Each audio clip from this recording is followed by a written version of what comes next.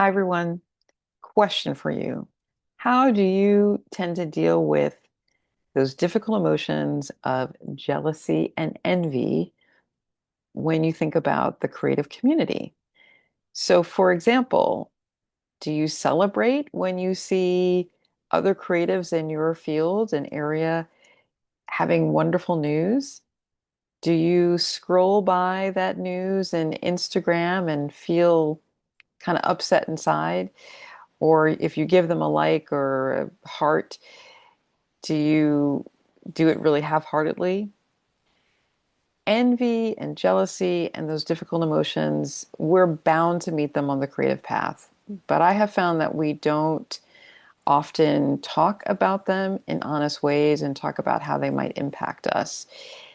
If you're new here, this is week 20 and it's part of the weekly Affirmations for Creative series where I share an original affirmation and talk a little bit about the kind of context of that affirmation. And today I want to dive into these feelings and ways we are in the world that we don't talk a lot about. I know in my own life, a long time ago, it was really difficult to walk into a bookstore and see other people's work that I knew and not feel, because at the time I wasn't published, and not feel like really difficult emotions. And I felt so much shame around that and anxiety around that. And I just think if someone would have told me this is part of the process and you can learn how to deal with that.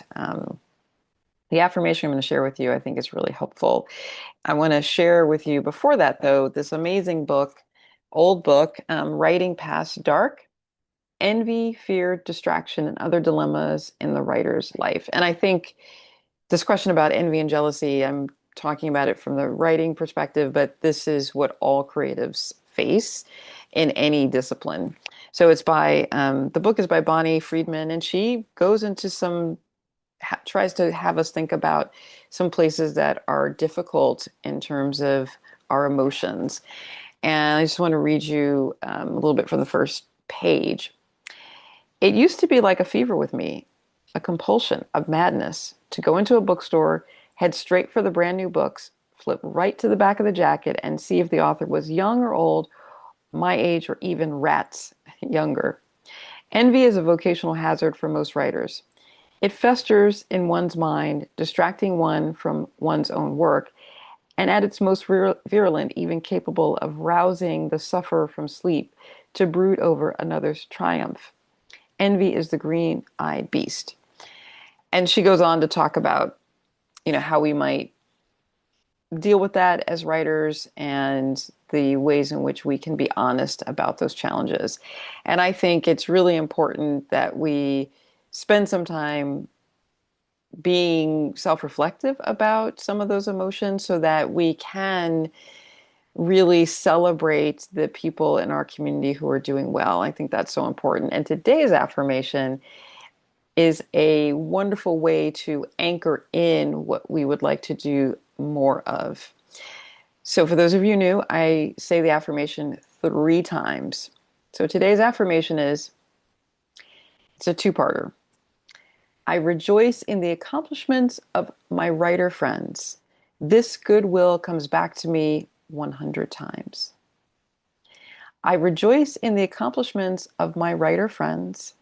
This goodwill comes back to me 100 times. I rejoice in the accomplishments of my writer friends. This goodwill comes back to me 100 times. So, a couple of things there.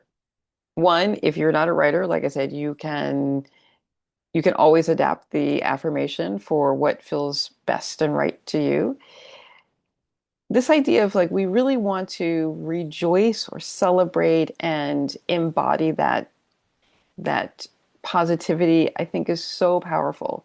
So when we see people in our community doing well, we want to, it's helpful, I think, to embrace that and not make it a comparison about us or what we are doing or not doing.